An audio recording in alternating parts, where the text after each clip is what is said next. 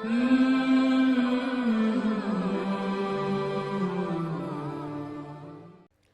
اللہ والصلاۃ والسلام علی رسول اللہ وعلی آلہ وصحبہ ومن والاه۔ پیارے بھائیوں اور دینی بہنوں، السلام علیکم ورحمۃ اللہ وبرکاتہ۔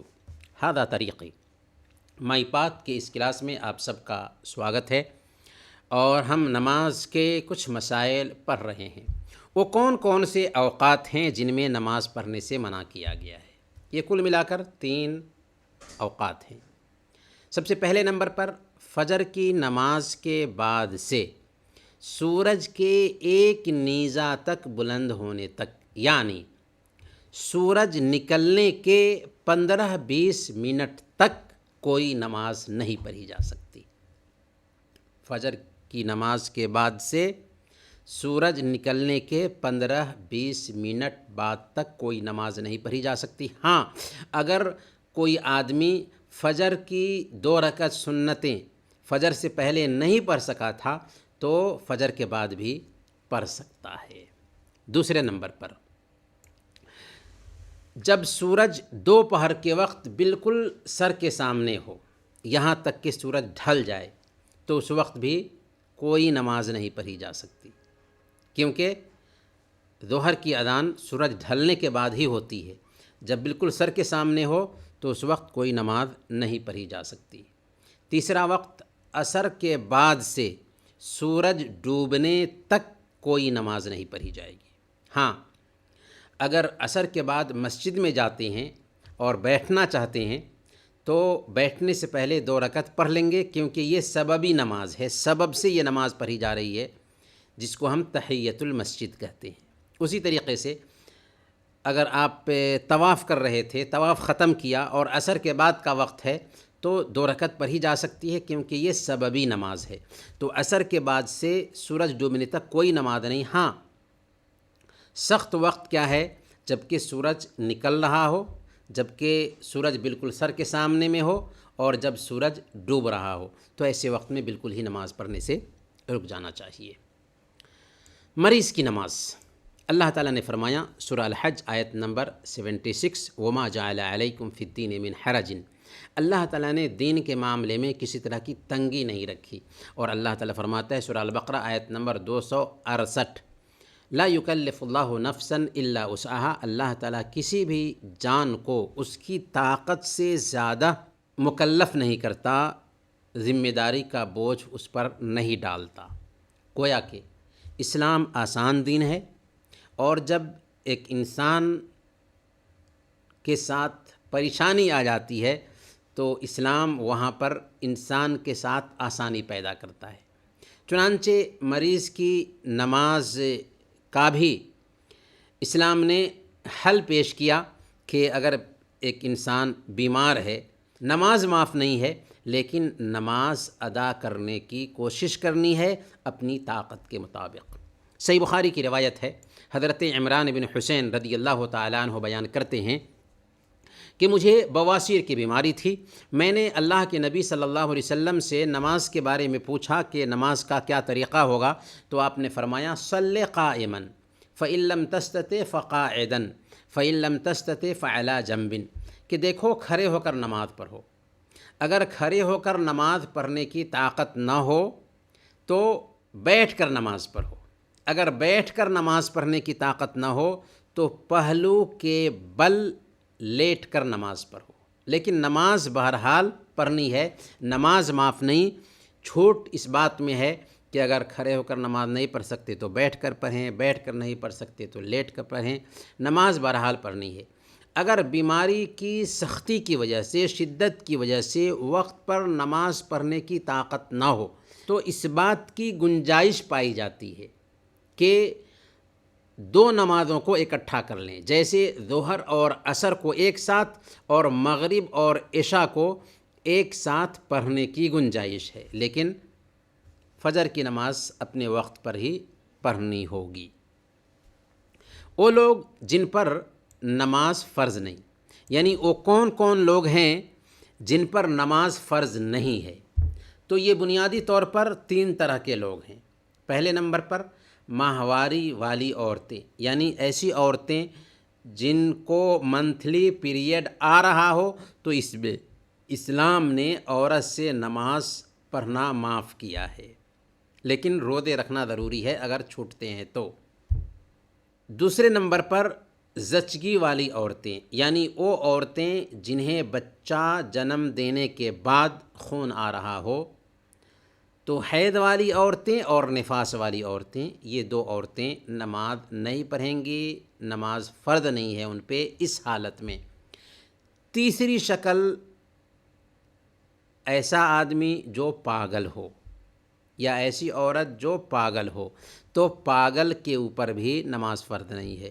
تو حید والی عورت، نفاس والی عورت اور پاگل انسان، ان تین لوگوں پر نماز فرض نہیں۔ مسافر کی نماز، اللہ تعالیٰ نے فرمایا سورہ النساء آیت نمبر 101، وَإِذَا ضَرَبْتُمْ فِي الْأَرْضِ فَلَيْسَ عَلَيْكُمْ جُنَاحٌ أَن تَقْصُرُوا مِنَ الصَّلَاةِ، اور جب تم زمین میں سفر کرو تو تم پر کوئی حرج نہیں کہ تم نماز میں قصر کرو۔ تو اس آیت سے اس بات کی چھوٹ ملتی ہے کہ ایک بندہ اگر سفر کرتا ہے تو اپنی نمازوں میں قصر کر سکتا ہے۔ قصر کرنا اور جمع کرنا، کیا ہے قصر کرنا اور جمع کرنا؟ قصر کہتے ہیں 4 رکعت والی نمازوں کو 2 رکعت کر کے پڑھنا، اور جمع کہتے ہیں 2 نمازوں کو ایک ساتھ اکٹھا کر کے پڑھنا۔ سفر کی حالت میں مسافر کو قصر کرنے کی بھی چھوٹ ہے اور جمع کرنے کی بھی چھوٹ ہے۔ فجر اور مغرب کی نماز میں قصر نہیں ہے۔ فجر کی نماز 2 رکعت ہی پڑھی جائے گی اور مغرب کی نماز 3 رکعت ہی پڑھی جائے گی۔ قصر کن نمازوں میں ہے؟ ظہر کی نماز میں، عصر کی نماز میں اور عشاء کی نماز میں، یعنی 4 رکعت والی نمازیں قصر کر کے 2 رکعت پڑھی جائیں گی، یہ سفر کی حالت میں چھوٹ ہے۔ اور ظہر کو عصر میں جمع کر کے پڑھ سکتے ہیں۔ اگر ظہر کے وقت میں عصر کی نماز جمع کر رہے ہیں تو اسے جمع تقدیم کہا جائے گا، اور اگر عصر کے وقت میں ظہر کی نماز پڑھ رہے ہیں تو اس کی بھی گنجائش ہے، البتہ اس کو جمع تاخیر کہا جائے گا، اور دونوں صورتیں جائز ہیں۔ اسی طرح مغرب کے ساتھ عشاء کی نماز کو یا عشاء کے ساتھ مغرب کی نماز کو اکٹھا کیا جا سکتا ہے۔ مغرب کے ساتھ عشاء کی نماز کو یا عشاء کے ساتھ مغرب کی نماز کو اکٹھا کیا جا سکتا ہے کہ اگر مغرب کی نماز کے وقت ہی میں عشاء کی نماز پڑھ رہے ہیں تو اس کو جمع تقدیم کہیں گے، اور اگر عشاء کے وقت میں مغرب کی نماز پڑھ رہے ہیں تو اس کو جمع تاخیر کہیں گے۔ البتہ فجر اور ظہر کو ایک ساتھ ملا کر کے نہیں پڑھ سکتے۔ جمع کن نمازوں میں ہوگا؟ ظہر اور عصر کو ایک ساتھ، اور مغرب اور عشاء کو ایک ساتھ جمع کر کے پڑھ سکتے ہیں، لیکن فجر اور ظہر کو ملا کر کے پڑھنا چاہیں تو اس کی گنجائش نہیں۔ سفر کی دوری، جس سفر میں قصر کرنا جائز ہے اس کی دوری کی تحدید کیا ہوگی؟ تو لوگوں کے عرف اور رواج کے مطابق اس دوری کو طے کیا جائے گا، یعنی جس مسافت کو طے کرنے پر ہم کسی آدمی کو مسافر سمجھ لیں کہ اتنی مسافت طے کیا ہے تو یہ مسافر سمجھا جاتا ہے عام عرف میں، عام رواج میں، تو اس حالت میں اس کو مسافر سمجھا جائے گا، اور اس مسافت کو طے کرنے کے بعد وہ قصر کر سکتا ہے۔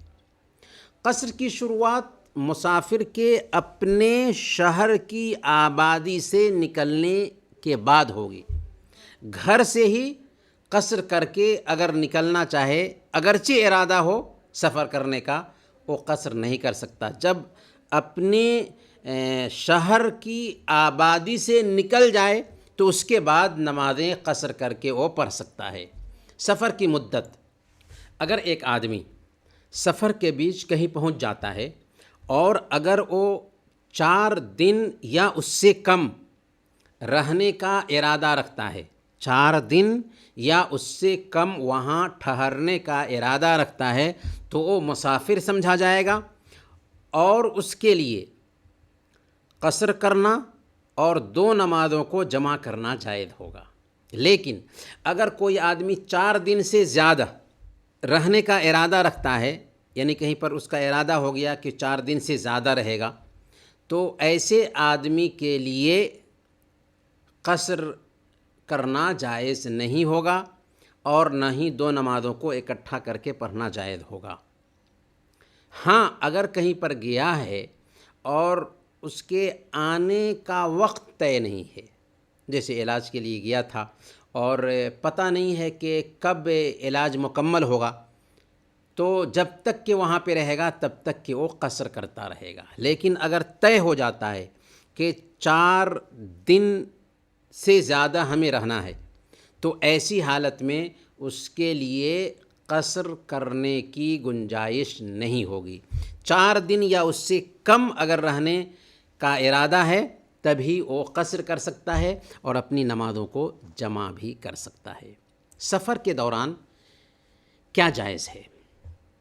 سفر کے دوران سنت مؤکدہ چھوڑنا جائز ہے، یعنی سنت مؤکدہ 12 رکعتیں ہیں، اگر سفر میں ہم جاتے ہیں تو انہیں پڑھنے کی مانگ نہیں ہے، ہم سے چھوٹ ہے، انہیں نہ پڑھنا ہی بہتر ہے، کیونکہ سفر میں چھوٹ سے فائدہ اٹھانا بہتر ہوتا ہے۔ ہاں، صرف فجر کی 2 رکعت سنتیں یہ بڑی اہمیت رکھتی ہیں۔ اللہ کے نبی صلی اللہ علیہ وسلم نے بیان فرمایا، رکعتا الفجر خیر من الدنیا وما فیہا، کہ فجر کی 2 رکعتیں دنیا وما فیہا سے بہتر ہیں، اس لیے فجر کی 2 رکعتوں کی ادائیگی کر لینی چاہیے۔